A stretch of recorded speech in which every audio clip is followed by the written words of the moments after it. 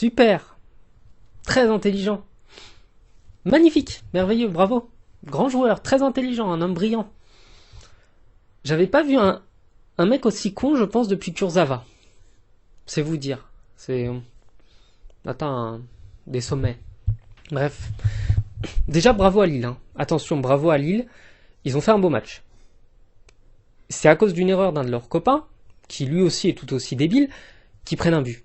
Parce que l'équipe de Lille est une belle équipe. Et je suis sport, et je vous avoue qu'un match nul pour moi, c'est la meilleure chose. Parce que c'est des buts qui sont inscrits sur des erreurs d'un des défenseurs à chaque fois de chaque équipe.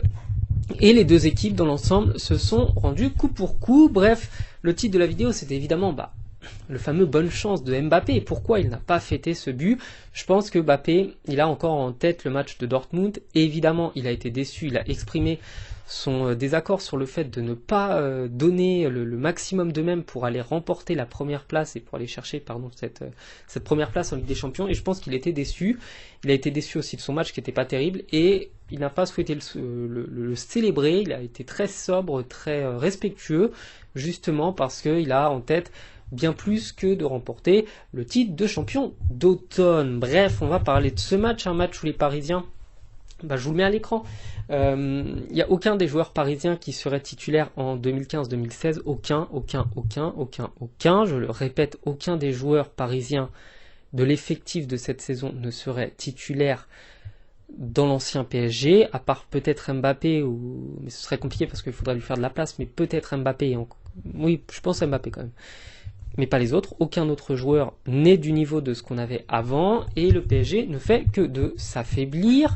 Le fait d'avoir fait 8 victoires de suite en Ligue 1, ce qui est quand même une sacrée performance, ne doit pas cacher le fait que l'équipe, elle fait des matchs qui sont pas beaux, elle fait des matchs qui sont certes dominés dans le jeu, mais vraiment pas maîtrisés, et des matchs qui font rêver personne. Moi, ce PSG ne me fait pas rêver. Il n'y a aucun des joueurs dans ce PSG qui n'est ni très technique ni très charismatique, personne, et il n'y a surtout aucun joueur de folie.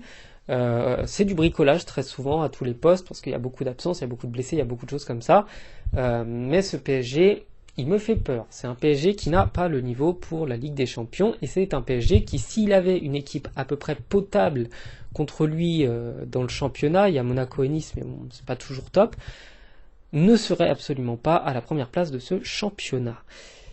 Voilà, ça fait 3 minutes, petite intro. Donc le match en soi, très, très brièvement, on va la faire courte. C'est un match qui a été dominé, je dirais qu'il y avait plus de possession pour les Parisiens, ça c'est évident. Les Parisiens, comme toujours, ont des occasions, mais ne les mettent pas au fond, parce que comme vu précédemment, aucun des joueurs de cette équipe ne serait titulaire dans le PSG 2015-2016. Dembélé n'est pas au niveau, il ne fait que de tirer à côté, il lui en faut 15 pour en mettre une, et il ne se crée pas beaucoup d'occasions.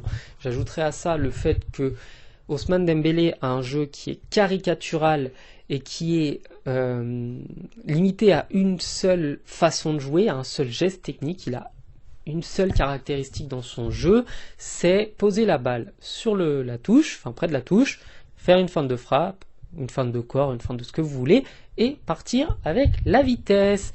On se croirait vraiment typiquement sur FIFA 11, pour ceux qui y ont joué. C'est toujours les mêmes actions, c'est toujours les mêmes choses, et puis à chaque fois, comme il n'y a personne au centre, ça sert à rien. Donc c'est un bon joueur, c'est un joueur correct, mais c'est un joueur qui est pas au niveau. Barcola a fait un match épouvantable, le pauvre garçon, c'est triste. Mbappé, il est absolument pas fait pour être en pointe, le pivot gang. C'est pas pour rien qu'il en avait parlé, ce n'est pas son poste, ça se sent. Et dans le même temps, il n'y a personne pour lui donner des ballons. Donc quand bien même il serait à gauche, il serait condamné à faire des exploits systématiquement. Il est quand même le meilleur buteur de ce championnat avec genre 8 ou 9 buts de plus que le deuxième. C'est quand même hallucinant. Mais il n'est pas servi, il a personne à ses côtés. C'est pas un PSG qui me fait rêver du tout en fait. Ça ne fait rêver personne, je crois. Par contre, Lille a fait rêver. Lille a fait des choses. Lille avait cet esprit, cette envie de conquérir le terrain, cette envie de gagner ce match, cette envie d'aller faire des points. Et pas uniquement parce que c'est Paris, non, parce que Lille c'est une équipe qui en veut, c'est une équipe qui a la rage, c'est une équipe avec des joueurs qui ont du cœur. Ce qui manque à Paris. Et l'ambiance aussi, parce que c'est un facteur important, a fait que les Lillois, je pense, ils ont jamais lâché l'affaire, ils ont jamais abandonné, ils ont continué à être dangereux. Et les Parisiens, évidemment, au lieu de bloquer la balle pendant 2 minutes et d'attendre que ça se passe, a décidé de jouer à la petite relance dans ces 6 mètres. Voilà, c'est très intelligent, c'est brillant, c'est kurzavesque. Donc, bon, ça fait combien de temps ? 5 minutes. Comment conclure ça ? Je dirais que le championnat est d'une faiblesse assez terrible, ou plutôt il y a tellement d'équipes qui sont proches en termes de niveau que forcément les matchs sont très disputés, je ne sais pas. Si j'étais mauvaise langue, je vous dirais que ce PSG est le pire PSG de toute l'ère Qatari, mais non, je l'ai déjà dit parce que ça se confirme. Ce PSG est très mauvais. Très mauvais. Je ne dis pas qu'ils vont pas être champions de France, je ne dis pas qu'ils ne mériteront pas d'être champions de France, je dis simplement, et comme je l'ai dit tout à l'heure, qu'il n'y a aucune opposition en face, c'est un PSG mauvais. Profondément mauvais. Mauvais à tous les postes. Sauf au poste de gardien. Parce que Tenas, franchement, il a fait 2 arrêts extraordinaires. Il n'est pas aidé par ses défenseurs. Mais à part ça, il n'y a aucun poste où ce PSG ne me fait rêver. Hakimi, oui, il n'est pas trop mauvais, mais on a vu largement plus fort au PSG. Je pense à Daniel Alves, c'était quand même un sacré quelque chose.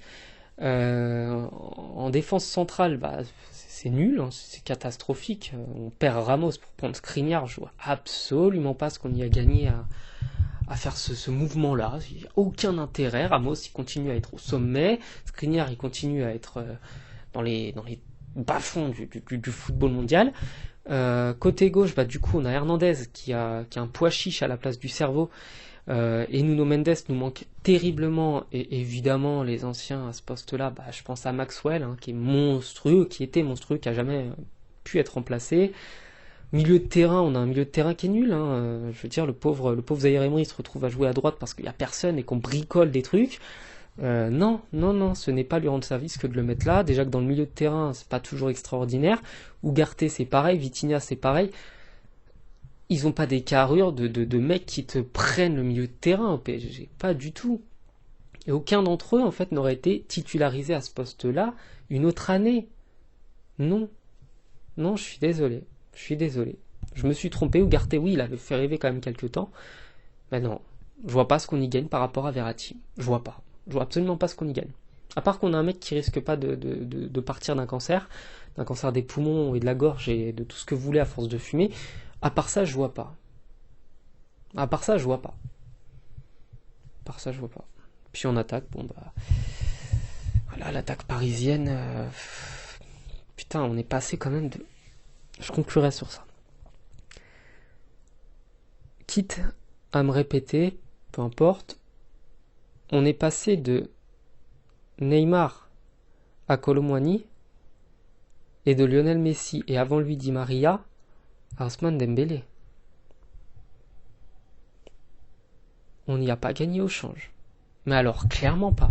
Je préfère limite conserver un mec qui nous crache dessus H24 et qui vous fait 15 passes décisives et 20 buts dans la saison, comme l'année dernière avec Lionel Messi, qu'un mec qui, certes, lui aussi fait partie du pois chiche gang, vous fait 2 passes décisives dans l'année et 1 but en 15 matchs.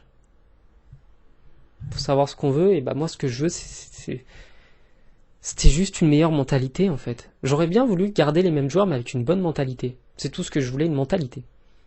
Les joueurs ils sont à chier. Voilà, je conclurai sur ça.